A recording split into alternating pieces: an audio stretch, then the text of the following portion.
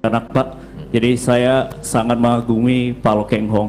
Jadi saya ingat betul waktu itu saya aktif di edukasi pasar modal di Universitas Tanjung Pura Pontianak. Saya ingin mengundang Pak Loh Keng Hong, tapi jam terbang beliau sangat tinggi karena beliau waktu itu ingin ke Amerika Serikat. Saya sangat ingat betul waktu itu.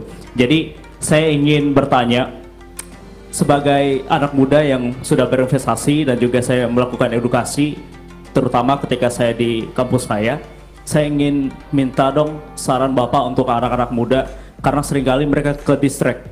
Mereka seringkali melihat instrumen lainnya yang mungkin tidak terlalu mereka pahami, katakanlah cryptocurrency, NFT dan lain-lainnya, dan mereka tidak mengetahui substansionalnya. Mereka hanya masuk karena FOMO. Mereka, ya katakanlah mereka ingin ikut tren saja. Katakanlah kayak di pasar modal juga banyak juga bank-bank digital, akhirnya juga ya kita tahu sendiri bagaimana. Mungkin tips ataupun nasihat dari Bapak kepada anak-anak muda yang ingin cepat kaya tapi tidak ingin belajar dari proses. Itu saja Pak Loh Keng Hong dari saya. Terima kasih. Terima kasih. Ya, anak-anak muda sering beli cryptocurrency, tadi disebutkan daripada beli saham. Ya. Saya sama sekali tidak membeli cryptocurrency karena saya takut sekali. Ya, takut. Kenapa takut? Karena kalau saya beli saham tambang batu bara, kan ada batu baranya, mereka miliki batu baranya.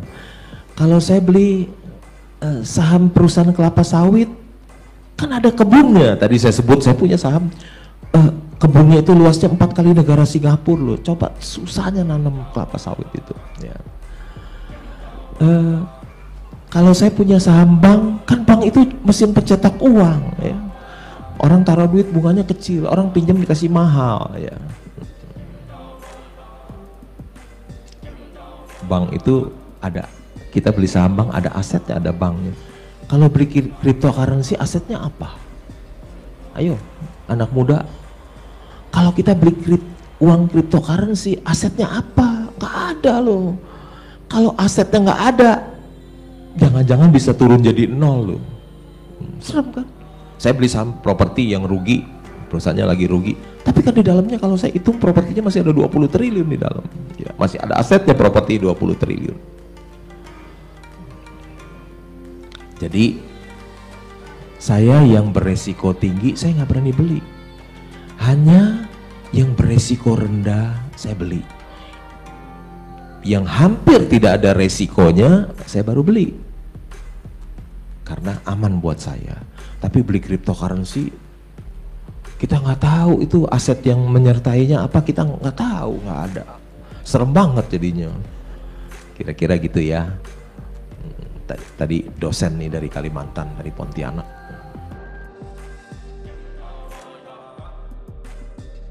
Juga punya saham itu, kemudian juga saham-saham kayak Seril itu waktu itu CC Mandiri Sekuritas, saya lihat banget itu kalau tarik itu bisa arah memang heboh gitu. Iya kan Pak Daniel? Iya pasti era zaman Seril pasti ngalamin, termasuk waktu era 2000-an 17-18 siapa yang nggak kenal kayak XA, broker XA, NH Korindo narik grup-grup Bencok itu pasti heboh. Bisa Nusa, apalagi yang heboh tuh warennya itu Posa waren tuh dari receh. Saya sempet cuman punya uang kalau nggak salah 45 juta ya Mbak ya. Saya beli di harga 20-an 1 perak. Itu saya bisa jualan di harga kalau nggak 250 nggak salah. Itu cuman setengah jam langsung naik tinggi. Jadi uang saya tuh sehari saya kaget. Dari 20-an juta bisa sampai 400-an juta kalau nggak salah. Aku sampai sempat kaget di situ. Itu yang benar-benar di saham tuh memang kita itu dituntut, kalau menurut saya menyimpulkan akan ada sebuah siklus-siklus di market. Saham itu akan selalu berubah-ubah polanya. Makanya kita tuh harus selalu siap, harus berhati-hati. Karena selalu berubah-ubah. Pasti kayak di masa-masa itu tuh ada yang namanya menonjol sekali. Mungkin sekarang baru fenomenanya bank-bank mini digital gitu ya, yang lagi heboh-hebohnya baca BKSW, BNBE, BBHI itu baru heboh-hebohnya. Tapi mungkin suatu saat akan ada momentum lagi nih. Mungkin misalnya koala atau apa gitu akan lebih heboh lagi. Itu sih Mbak pengalaman dari saya. Kayak di pasar modal juga banyak juga bank-bank digital, akhirnya juga ya kita tahu sendiri bagaimana.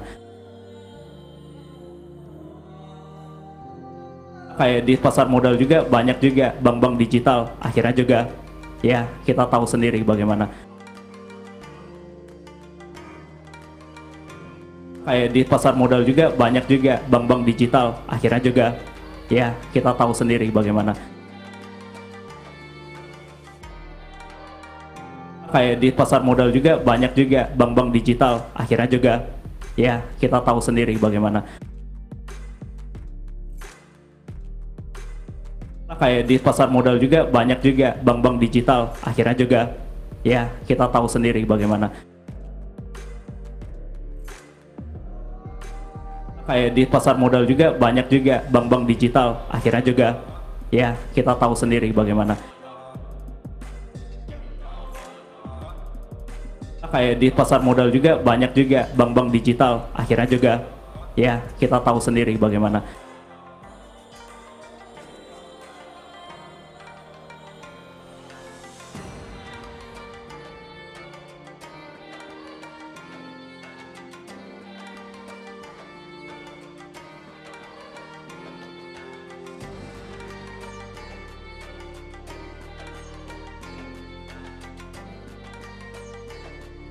Sebenarnya gimana ya Mbak ya, di saham itu menurut saya adalah sebuah psikologis. Jadi kadang tuh sebuah psikologis itu gini, kita tuh kadang dibingungkan dengan kondisi keadaan. Misalnya gini, ketika kita beli, kadang itu kalau kita terlalu sering melihat monitor, itu juga akan membuat kita tuh jadi sering tergoda.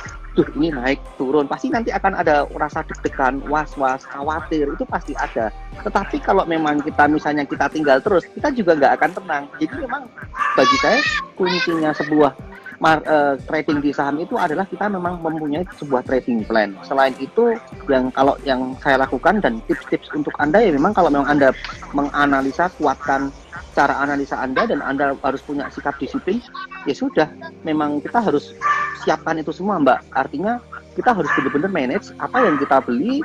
Kalau kita memang tidak sesuai harapan, bagi saya langsung udahlah cut gitu aja, cari yang lainnya. Ya, kalau memang saya pribadi kalau memang itu masih menarik ya bisa aja memungkinkan mau ngambil lagi tidak masalah Mbak. Tetapi yang perlu kita tanamkan lagi bahwa semakin harga itu semakin naik jangan sampai kita FOMO. Artinya kalau kita memang pengen ngambil itu ya kita harus lebih disiplin intinya gitu aja. Karena harga kan semakin naik nih, kita harus selalu lebih siap. Ini Mbak, tapi memang keadaan itulah yang membuat apa ya Mbak ya, di market itu kita dihadapkan dengan sesuatu hal yang nggak pasti. Teori apapun tuh menurut saya adalah sesuatu hal yang nggak pasti. Tadi saya sempat membuktikan bersama teman-teman ada sebuah saham misalnya gini, ini loh saham diem kan, coba aku ambil aja 20.000 lot, anggap aja 1M gitu kan, harga 500-an. Nah, cepat sendiri contoh, diem kan, begitu langsung diambil, orang langsung ngikutin. Kenapa? Karena itu aku ngambil bisa dibilang bukan gede loh, masih tergolong kecil loh. Tetapi ekspektasi orang tuh ketika saya ngambil, orang akan ikut termotivasi, wah ini ada yang ngambil, nanti kalau nggak ambil akan ketinggalan. Akhirnya terjadi perlawanan, ikut ambil, orang lain ikut ambil lagi, ikut ambil lagi. Sama yang dilakukan Pak Daniel mungkin sama. Bisa jadi ini Pak Daniel yang ngambil dalam jumlah jumbo, wah kalau nggak ngambil bakal ketinggalan nih, mungkin aku wes lah aku juga ikut bakas kanan gitu kan, ambil lagi, pasti akan diikuti orang-orang lain. Jadi memang kadang di sini peranan yang namanya sebuah modal juga penting Mbak. Artinya kalau memang harga saham itu mau bergerak, kadang nggak selamanya melulu hanya cuman sekedar kita memang kondisi keadaan itu, tetapi juga apa ya, kondisi di market yang memungkinkan untuk membuat apa ya, harga itu berubah-ubah gitu. APP, BKSW ataupun seperti kayak mungkin dibaca, pasti ada di salah satu itu, atau friend pasti ada di tempat ini. Enggak. Oh, benar sih, benar. Iya.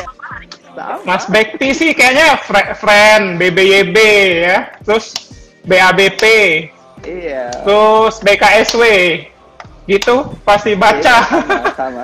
Mbak, polanya sebenarnya makanya waktu kemarin kok saya bisa tahu itu gimana, karena waktu Hot Championship season 4 kemarin itu kan transaksi ada bisa dibuka ya, saya nggak tahu waktu itu ada akhir-akhir tuh punya saya kok nggak bisa dibuka, tetapi saya bisa menerjemahkan punya Pak Daniel itu kok selalu sama ya, ketika saya beli ini dia pasti ada gitu loh. Saya heran, makanya ternyata pola kita memang sama dan memang kita juga sudah punya pengalaman buruk di masa lalu, sehingga kalau ada apa-apa kita tuh bisa langsung mungkin cut loss, mungkin apa, kita tuh sudah tegaan, udah bener-bener nggak ada rasa dalam hati kita untuk apa ya bahasanya, no baper. Nah gitulah bahasa mungkin. Jadi kita cut loss gitu.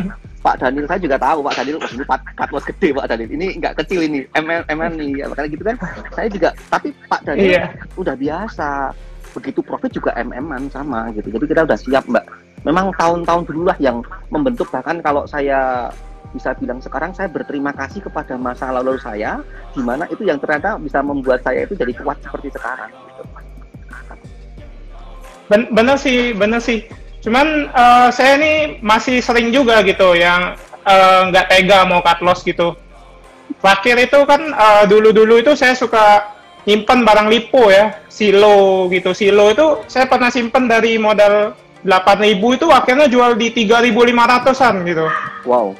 Terus LPKR juga dari modal 260-an itu akhirnya saya jual di 190-an. Dari situ ya ingat-ingat sih sebenarnya udah pengalaman nih, jangan lagi lah tahan-tahan barang gini ya. Yang penting disiplin cut loss gitu. Tapi terjadi lagi pas bulan kompetisi kemarin, saya tuh nggak rela cut loss Pegas sama Unilever itu. masuk udah murah ini, pasti ada technical rebound. Akhirnya nggak ada technical rebound sama sekali itu. Iya. Dari situ sih pengalaman lah. Yang penting masih mending disiplin cut loss sih Kak, daripada tahan-tahan gitu kalau menurut saya.